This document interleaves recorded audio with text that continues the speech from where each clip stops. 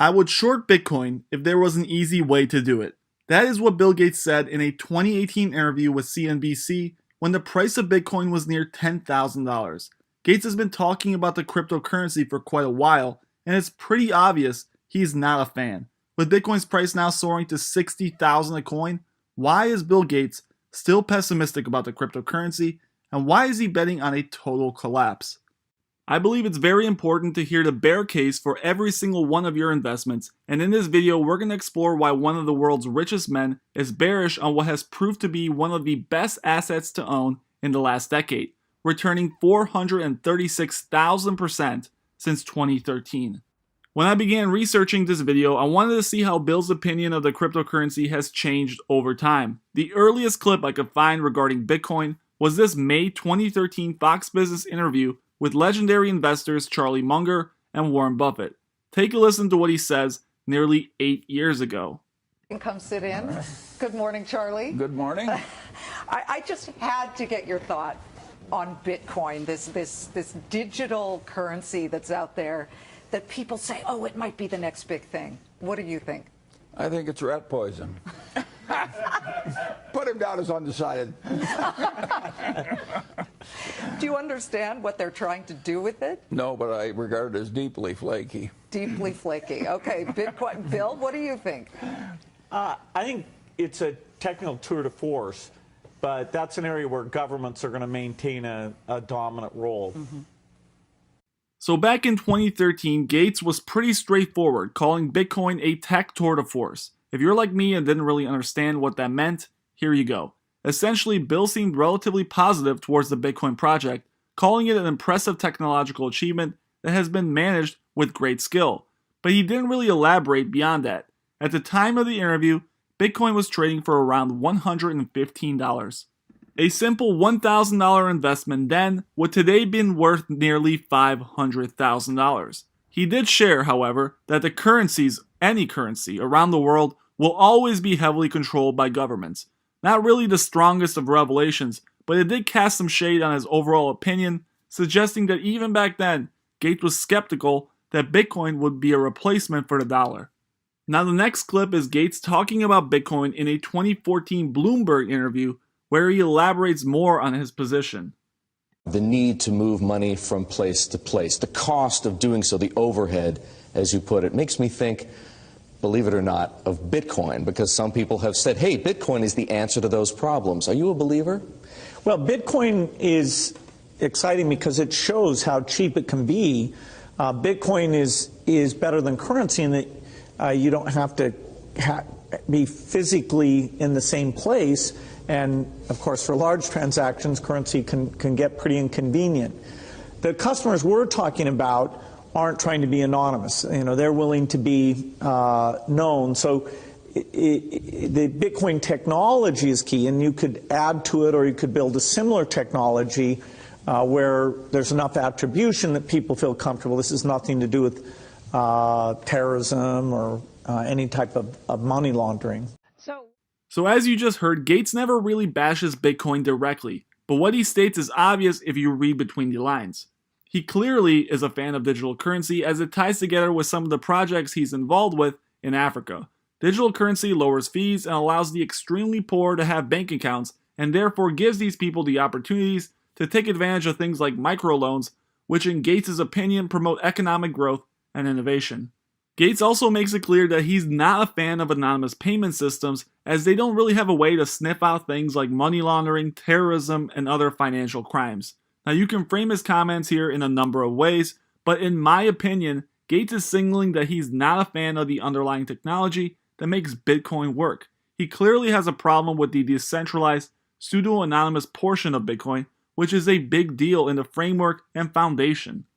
Now we move on to one of the more recent clips from the same interview where Warren Buffett famously called the cryptocurrency rat poison. Take a listen to Gates' opinion here in where he makes one of his strongest statements to date. Bill, Charlie and Warren have weighed in on Bitcoin. Do you own any? Somebody gave me some for my birthday, and then a few years later I thought, hey, I'm going to sell that. So no. There's some really good technology in terms of sharing databases and verifying transactions that is talked about as blockchain. That is a good thing. Bitcoin and ICOs, I agree completely. It's one of the crazier speculative things where it's not an asset class, you're not producing anything. And so you shouldn't expect it to go up. It's kind of a pure greater fool theory type investment. So, you know, I agree. I would short it if there was an easy way to do it. Again, Bill makes it clear that he's a fan of blockchain technology, but he says something in this interview that really shows his cards in regards to his true opinion. He states Bitcoin essentially has no true value, and that it's a pure greater fool's investment that you should not expect to go up. If you are unaware of the greater fool theory in investing, it's quite fascinating. Bill describes Bitcoin this way. The greater fool theory states that it's possible to make money buying securities, whether or not they are overvalued, by selling them for a profit at a later date, because there's always someone who's a bigger and greater fool willing to pay a higher price. People often quote the 2008 mortgage crisis and the following recession as a pure example of this.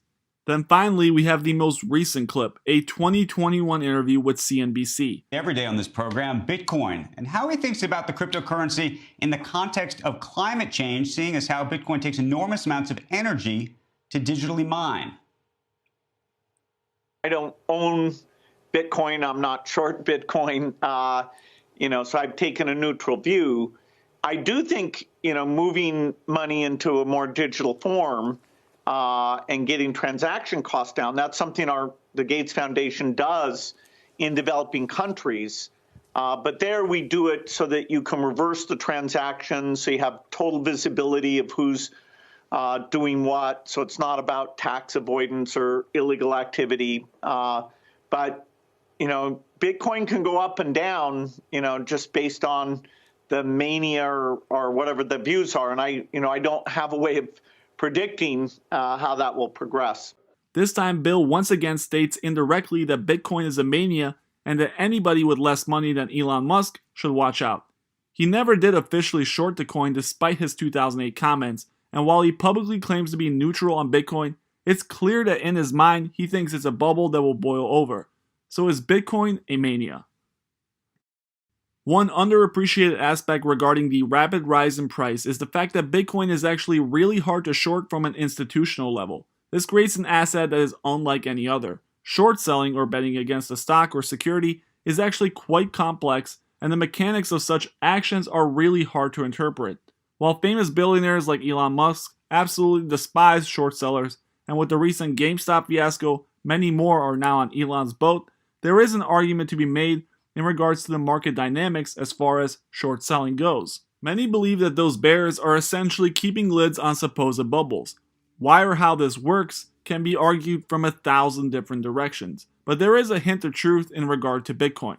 It's an asset that you cannot short. It's simply driven by higher and higher demand and feeds into a theory of greater fool. You cannot bet against it. Now I'm going to throw an asterisk here because technically you can, with Coinbase and others offering ways to do it, but not in the way large institutions with significant amounts of money can short. These short services are tailored towards small, retail investors who unfortunately cannot influence markets, especially the $1 trillion Bitcoin space. This makes Bitcoin incredibly unique in the world of financial instruments. It's limited in supply by law, or code in this case, and has immense demand. These forces drive its price higher and higher, with no downward pressure from short sellers. Its market is purely demand driven and has for years been pushed up by larger and larger endorsements, including Tesla, which bought over $1 billion worth of Bitcoin to keep on its balance sheets. Thank you guys for watching, and please make sure you hit that subscribe button if you enjoyed.